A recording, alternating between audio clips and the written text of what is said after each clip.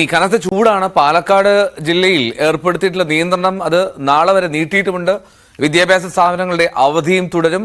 ജില്ലയിൽ yellow alert തുടരുകയാണ്. വിനേഷ്, പാലക്കാടത്തിലെ സാഹചര്യം അറിയാം. പാലക്കാട് കൊടിയ ചൂടായിരുന്നു.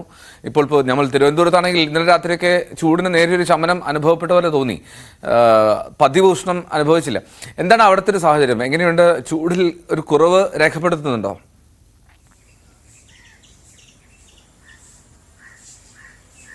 എൽദോ, കുറവ് എന്നും നമുക്ക് പറയാൻ കഴിയില്ല. എങ്കിൽ പോലും ഈ മഴക്കാർ ഇടയ്ക്കിടയ്ക്കുണ്ട്. അത് മേഘാവൃതമായ ഒരു അന്തരീക്ഷത്തിൽ പൊതുവെ ഒരു കടുത്ത ചൂടില്ല. എങ്കിൽ പോലും 30 ഡിഗ്രിക്ക് മുകളിൽ തന്നെയാണ് രാത്രിയിൽ പോലും ചൂട് അനുഭവപ്പെടുന്നത്. കഴിഞ്ഞ കുറച്ച് ദിവസങ്ങളായി 40 ഡിഗ്രി 43 ഡിഗ്രി വരെ പാലക്കാട് ചൂട് അനുഭവപ്പെട്ടതാണ്.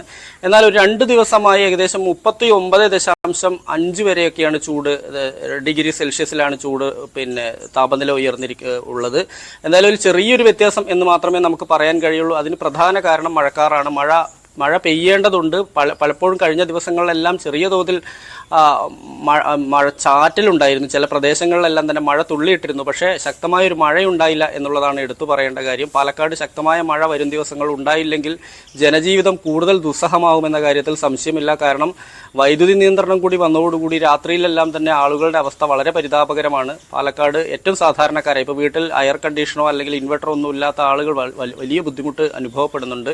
എന്തായാലും വിദ്യാഭ്യാസ സ്ഥാപനങ്ങൾക്കും മറ്റുമുള്ള നിയന്ത്രണം നാളെ വരെ തുടരാൻ തന്നെയാണ് ജില്ലാ ഭരണകൂടത്തിന്റെ തീരുമാനം. ഓൺലൈൻ ക്ലാസുകൾ മതി. മറ്റ് വിദ്യാഭ്യാസ സ്ഥാപനങ്ങളൊന്നും തന്നെ, കോച്ചിങ് സെന്ററുകളോ അതുപോലെ തന്നെ ട്യൂഷൻ സെന്ററുകളോ ഒന്നും പ്രവർത്തിക്കാൻ പാടില്ല. കൃത്യമായി തന്നെ ഒരു നിർദ്ദേശം ജില്ലാ കലക്ടർ കൊടുത്തിട്ടുണ്ട്. നാളത്തെ കഴിഞ്ഞ് ഇടമഴ ലഭിക്കുകയാണെങ്കിൽ മാത്രമായിരിക്കും ഈ നിയന്ത്രണം നീക്കുക എന്നും ജില്ലാ കലക്ടർ പറയുന്നുണ്ട്. ഒപ്പം തന്നെ പുറം ജോലി ചെയ്യുന്നവർക്കും കർശനമായ നിർദ്ദേശമുണ്ട്.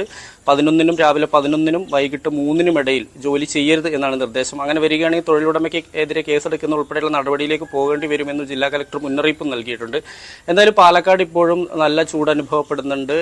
ശക്തമായ മഴ ഉണ്ടാവും എന്നുള്ളൊരു പ്രതീക്ഷയിൽ തന്നെയാണ് ആളുകൾ. ശരി, എന്നാലും വിനേഷ് സൂചിപ്പിച്ച പോലെ രാത്രി അത് വലിയ ബുദ്ധിമുട്ടാണ് പാലക്കാട്. അപ്പോൾ എന്നാലും Vinesh, thank you for joining morning vibes. ഞാൻ വിനേഷിന്റെ